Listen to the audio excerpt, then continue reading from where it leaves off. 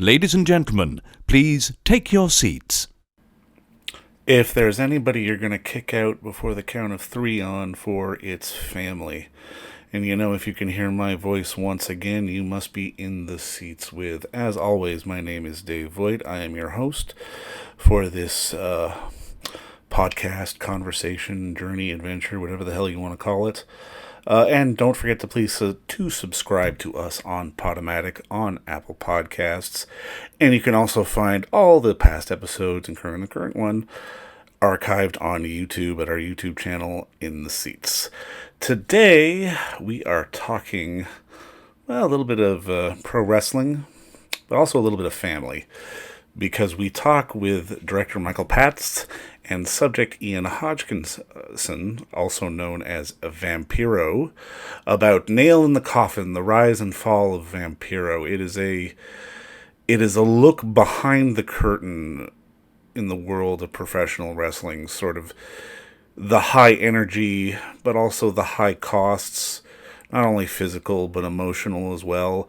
And it's really boils down to a story of family about how this man who had fame, success, everything known to mankind, now just wants to be able to take care of his daughter. And it's really a beautiful thing, not just for fans of pro wrestling, but for people everywhere, because it's the kind of story that we need more of, and it's really a fascinating thing to watch, because Ian is a fascinating guy, and like I said, we got to talk to writer-director Michael Paszt and Ian Hodgkinson about the making of the film, just the journey that they both went on, and the ultimate end result, because it's now available on most VOD platforms everywhere. So enough of my yammering. Let's hear me yammer with these guys, and we will see you again soon.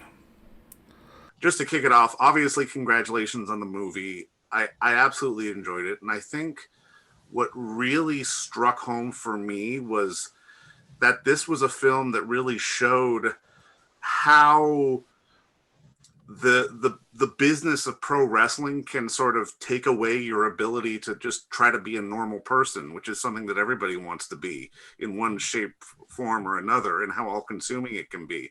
And for Michael, I'm kind of curious. My first question is, what was the ultimate sort of inspiration for the story, and why did you want to follow Ian? Well, I've been a fan of wrestling my whole life, ever since I was 4 years old. It's for me, it's wrestling, it's heavy metal, it's comic books, horror films, all that sort of stuff. I love all that. And lucha libre, wrestling in Mexico it's something that I'm very passionate about. I love it. I lived in Mexico years ago, and when I bumped into Ian, a few years back, and he was telling me what he was up to, for me, it was like pretty wild, because the story that he was telling me about at the time, like he was living in Thunder Bay, and he was flying to Mexico City and then to Los Angeles, and then he'd have to be back Sunday night to have lunch ready for his daughter for school on Monday morning. And I'm like, holy crap, we complain about our commuting schedule, and this is what this guy's doing on a weekly basis. And all because he's a single dad trying to take care of his daughter. And for me, that was like, that was the heart of the story. And then we started going back and forth, and we started to kind of formulate something, and thought that was a pretty, kind of a cool angle to take. And on top of it, Ian is probably one of the most fascinating, interesting people in the business, today. Now, for you, Ian, is that one of the selling points to why you wanted to take part? Because it's very much a film about you, as opposed to Vampiro, which is the character, obviously, that people get to see on TV so often. Were you more interested in just making something honest about yourself and your struggles, rather than making something that was about sort of the behind the scenes of sort of your career in wrestling? Man, I never thought about that. I was just the opportunity to create, make a movie, to do something so different that not a lot of people get to do. That's it for me. You don't got to sell me. Just, we're gonna go make noise, make a mess. I'm in. Is that why, I mean, especially primarily for a lot of your career, you've worked in Mexico? Because when you look at the lucha style, I mean, I'm a wrestling fan as well, and lucha never really seems to get appreciated sort of anywhere north of, Southern California almost, in terms of as a sort of as a style of wrestling, because you weren't necessarily the guy doing backflips off the top rope and hurricane ranas and all that kind of thing. You were a big strapping guy and you were beating the crap out of people. I actually did those backflips, my friend. I actually did all that shit. How about that? Well, no, it's an impressive thing, because historically, I think my question is for you, because I'm kind of curious, what was it about the lucha style that you ultimately drew you in a little bit more? Because you did spend some time sort of with the big boys in the heyday of pro wrestling, but primarily you stayed away from sort of the big companies and worked in Mexico and worked for a lot of more smaller companies. Well, Mexico is bigger than all these companies put together. Mexico is the first company. Mexico is the oldest company. Mexico draws more people to pro wrestling in 1 month than all the other companies do year round put together. So I'm glad you brought it up that way, because the language and the words that as fans and communicators and storytellers that we use paint the picture. So even myself, I had no idea how big Mexico was. I had no idea that there was 45,000 seat arenas that would fill up every Sunday, just because people were fans. It's a culturally different thing. You got to remember, there's 34 million people in Mexico City. So the opportunity to draw these big houses and have a circuit within a circuit is very doable, and it's normal because people need entertainment. There's so many people that there's an overabundance of pro wrestling events just based on sheer numbers. So a lot of us were down there, and let's just say I'm making $2,000 a match. Okay. All right. And I'm doing 10 matches a day, 6 days a week. Why the fuck do I want to go to WWE? What the fuck do you want? NWA, kiss my fucking ass. That's an excellent point. This is cash money, homie. You know what I'm saying? Yeah, for sure. So like, you're not in WWE. So fucking what? You know what I mean? So Mexico was huge in the day. When I was there, we were busy 24 hours a day. We were busy 7 days a week. We were making money. We were young. We were traveling the world. We got to go to Japan. We got to go to Europe.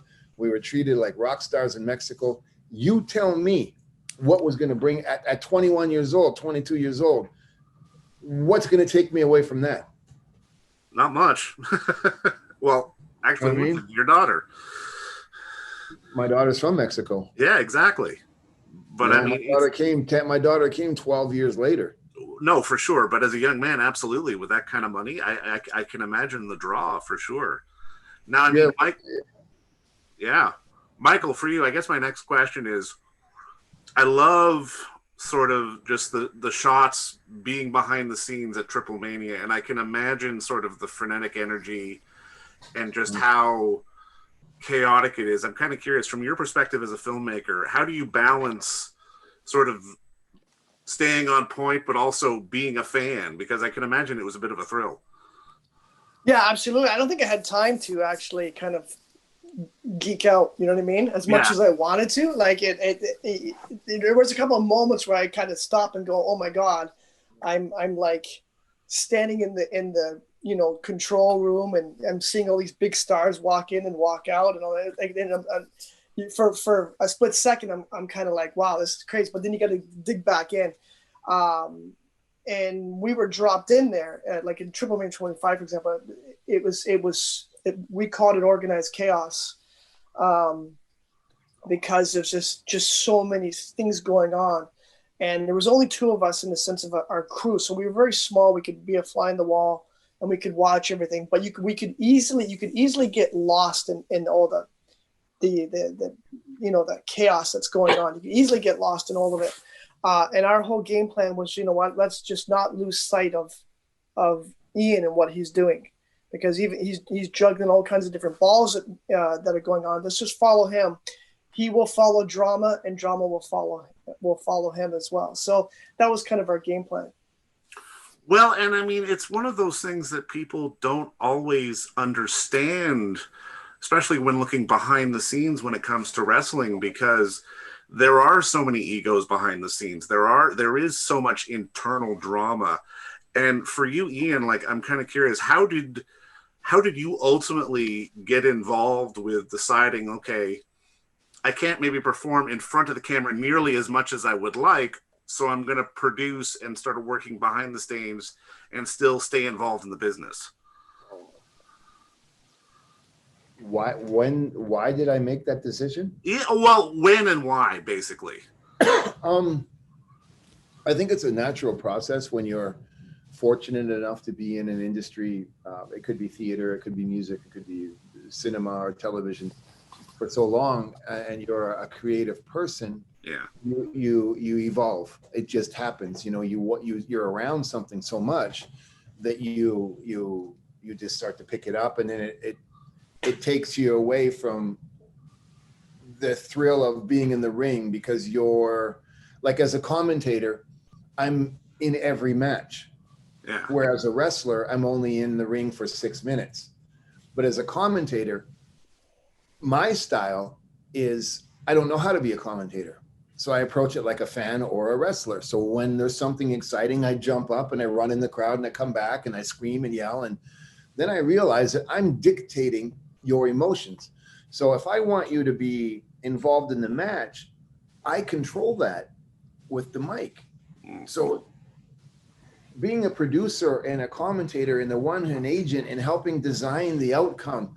So being an agent, I got to help put together the match, but I also got to commentate on what I put together. So even though it's guys in there doing what they think is coming from them in the moment, I created it, so I know how to tell it.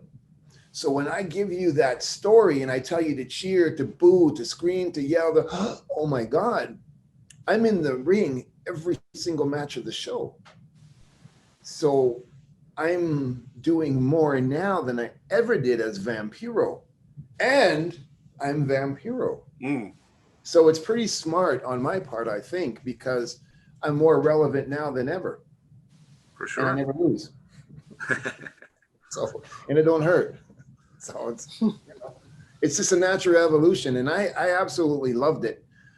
And the honest to God real reason is I was a goaltender in hockey, so I see the whole game. Right. So as a fight coordinator, I started getting into that because of martial arts, and I started doing soap operas and all that, and I started putting together the fights, because pro wrestlers, we're the best fight choreographers there are, because that's what we do.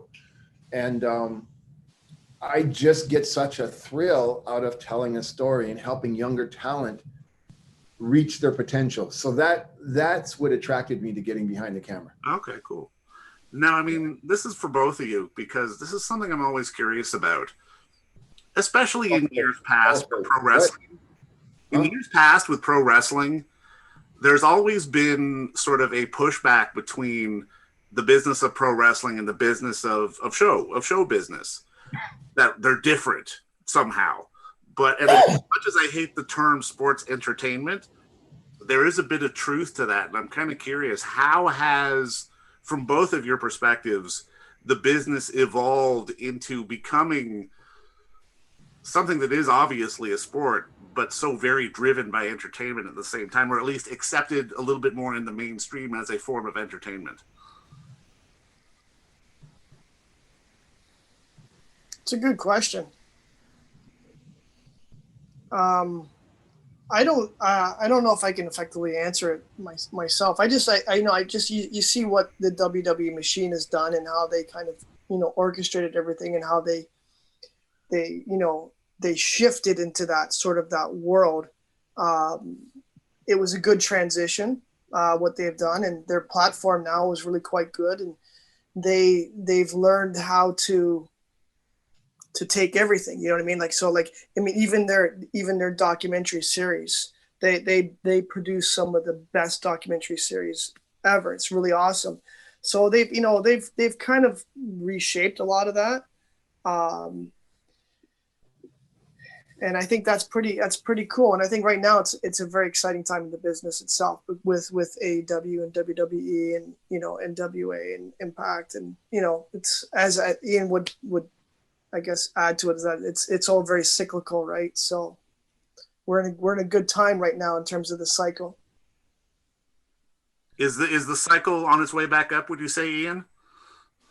Well, as far as fan acceptance or Yeah. growth? Well, and from a grander sort of pop culture standpoint, I would say, because there's always going to be the hardcore wrestling fan. I think it's because of social media and things like that. And I think there's some big things going to happen in wrestling with some of the companies. I don't think there's going to be any more growth, Right. meaning it's so mainstream right now that everybody, whether you like it or you don't, there's so much content, there's so much programming. It's every single where you go that you're going to see it. Is that going to convert you into a fan? I don't know. But now there's going to be a big association with Japan and AEW, for example. Right. And as soon as that happens and you're going to start having an interchanging of talent, the only ones who benefit from that are the fans, because there's going to be more movement in the wrestling industry, because it's not going away. There's too many video games. There's too much social media. There's too much money being made on outside sources to fund these companies, that the WWE and AEW in Japan and Mexico, they're not going to walk away from that sponsorship money, that third, fourth, fifth stream of income, such as Twitch, documentaries, video games, merchandising, all that kind of stuff. So I don't think it's going to grow. I think it's going to grow as far as it's going to surpass the NBA in ratings. Right. It's not going to happen. But a fan who is usually from 14 to 18, and then he moves on as soon as he starts dating girls and getting that first kiss and something else, you know what I'm saying? Stops watching wrestling. I think that 14-year-old boy will now be 28 years old, 33 years old. They'll stick with it longer. So there's going to be more people coming in and more people hanging on. So the fan base will look bigger. Does that make sense? No, I think it does. Absolutely. Yeah. Because I mean, it's one of those businesses that, like you say, it is cyclical, and there have been ups and downs. And I mean, I guess for Michael, this would be my next question, because the movie industry, obviously, with everything that's going on right now, is in a bit of a down. But I'm kind of curious, because you're wearing two hats in this business. You're a filmmaker, but you're also running a distribution company, and you're trying to acquire films, and you're trying to release films. And how do you sort of go about, I don't want to say finding content, because the content's always out there, but determining what the right content is for your label, for your brand that you're trying to push forward with? I think we just kind of go with, I think the biggest thing is that you can get all the education in the world, but I think the most important thing is your gut instinct. You have to rely on your gut. For us, it's everything that we do is based off of our gut instinct, whether it's picking up, acquiring a film, is it going to work? Is it not going to work? We everybody has opinions, but then we're like, you know what? There's something about this movie that's really special. So we'll go for it, or a script or something like that. So we rely on a lot of that, and also our own our interests. We do what we love, right? So we love horror films, we love comic books. So we're selective, but we're also very careful about what it is that we want. We're not going to sell ourselves out, picking up every single horror film we can that we think is going to make money. It's not necessarily about the money. It's about just bringing good films. It's like building a brand, right? We're trying to really build a brand.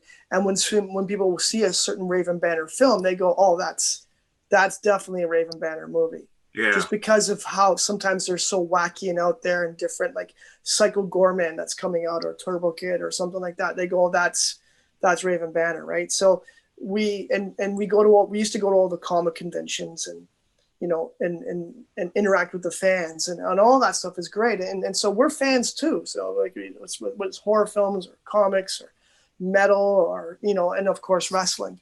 For sure. And that's kind of how we kind of balance everything. Now, I mean, I guess I love how you say brand. And I mean, I guess, Ian, my question for you would be, because as much as in the history of wrestling, there has been a history of drugs, be they recreational or ones for maintenance because of the abuse your bodies will take over the years. I'm kind of curious, is that crowd pop that you get sort of on a day-to-day basis, is that the biggest drug of all to sort of wean yourself off of as a performer?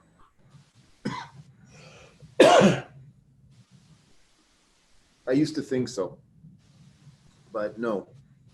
It's the fear of having to go home.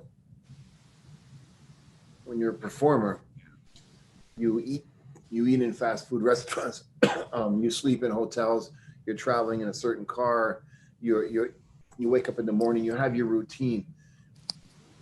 When you are taken out of that routine that you've been doing for so long, and you have to go back to a normal existence where nobody else cares if you have a sore neck, right, or that you got to get to the gym because today you're going to bench press 5 more pounds than you did yesterday. Nobody gives a fuck about that.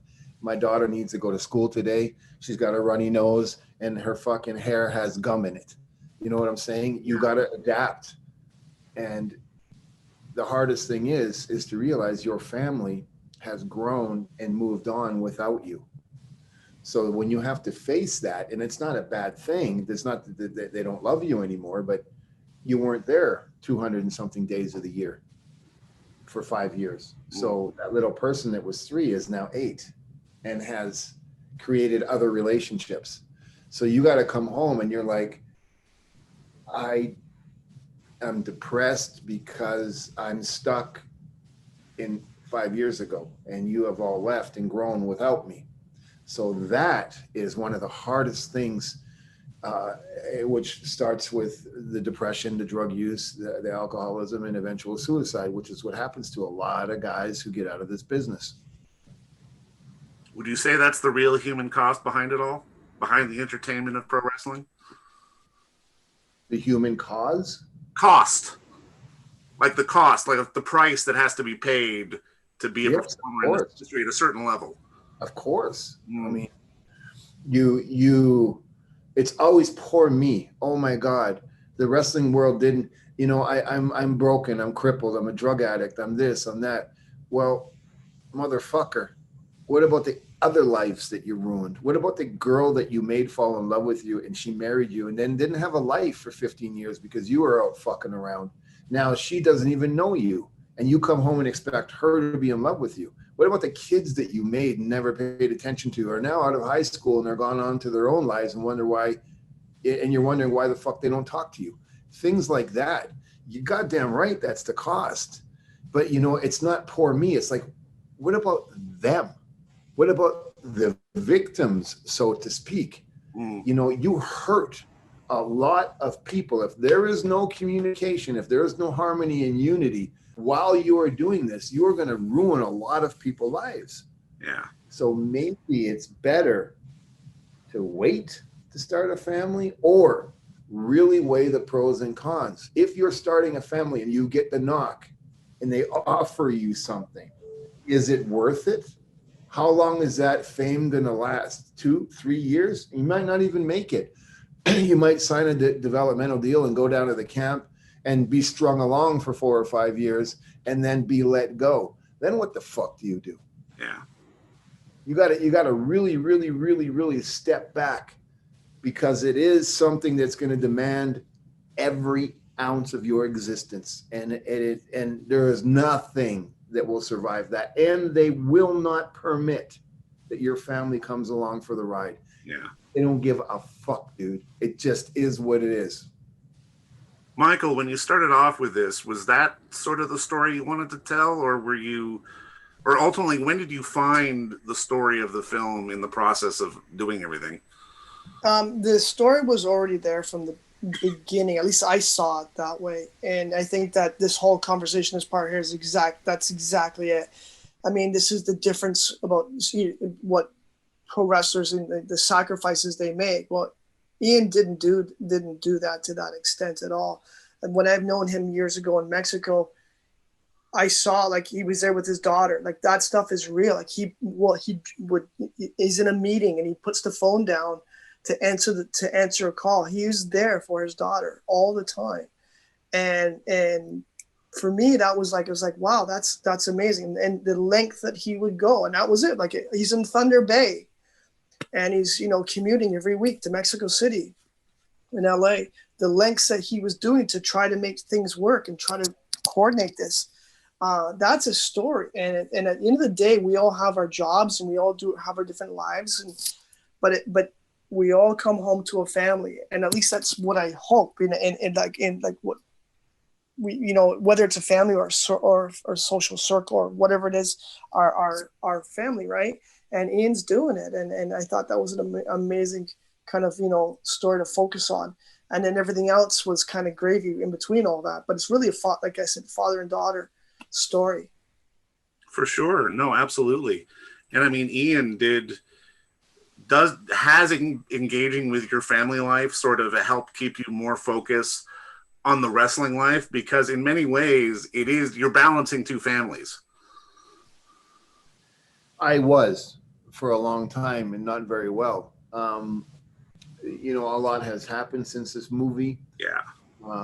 I've grown, I've changed, I'm on to other things. I've finally been able to put a stop to letting wrestling dominate me, meaning, like an addiction. Every time I see it, I go back, right? Right. I'm can officially say I'm out of the wrestling industry.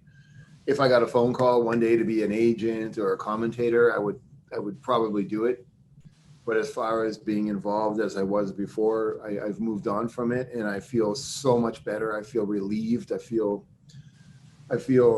exonerated. You know what I mean? I feel like I did my thing. I did my time. The person that was involved in that had to put that to rest, or I was never going to be a happy person. I was never going to be able to go on and grow, because a lot of good came from being Vampiro, but there was also a heavy price to pay, spiritually, karmatically, whatever you want to say it. But I'm so happy where I'm at in life right now. Well, that's a beautiful thing, man, because I mean, as much as I've always loved the sport, fans on the periphery will never truly understand, like you say, the emotional costs, the physical costs that come with the business. And I'm kind of curious for both of you, what is the ultimate hope with the film now that the festival tour is done, it's finished, it's out there in the world to consume? What do you both hope people will pull from the film? I mean, for me, ultimately, it's about the story about family. That's what I really want, to kind of convey. I think I'm at a point in my life where I've got two daughters, and I'm doing my job and juggling different things, and then Ian's doing his thing, and I just think that, yeah, like at the end of the day, we all have our different jobs or different lives, what we're doing, but ultimately we do have to come home, and especially right now during COVID and the lockdown and all of that, and mental health it's really, really difficult time right now. So I think that this film kind of offers hope in that way, because it is the rise of Vampiro, and you can overcome things, and you have family and just all of those things. And I think for me, that's the big thing. It's you can do whatever you want and in your life. I didn't expect to be making this film. I've been 10 years into running Raven Banner, and I never even thought for a second to direct a documentary, but it happened, and I'm very grateful for it. It's pretty awesome. So I think that at the end of the day, family's number one. And obviously mental health is a big thing, and hope. For sure. And you, Ian? I hope that one of the things I hope people can take from this movie is I don't need to hear oh, you're a legend or you're an icon or thank you. I would rather hear that somebody was influenced in such a way that they were impacted, that they can see that no matter what the scenario is, all of this, especially if it's a physical thing, it's a mindset that can get you through it and over it. As soon as I started making changes, that movie, that guy in that movie doesn't exist anymore. So I'm hoping that people see me now, hear me now, see the difference in the way I speak, the way I look, my attitude, what I'm doing. And that movie, it's, to me, it's a great story, sure, but it's a wake-up call for so many things, for so many reasons. Even if you're a person with a dream to be a director or a filmmaker or a writer, or whatever it is, an editor, this movie wasn't supposed to happen, but it did. How, nobody knows.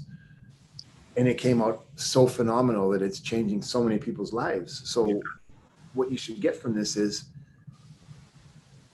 wherever this is, your heart and that up there, the universe, when it guides you, that's where you go. And just go. Don't ask why. Don't worry about it. Just go, because you're not alone. And that's the biggest thing here. Like Michael said, family. For sure. And you know what? I think that's a beautiful note to end on. And congratulations again to you both. And thanks for the time today. I really do appreciate it. Thank you.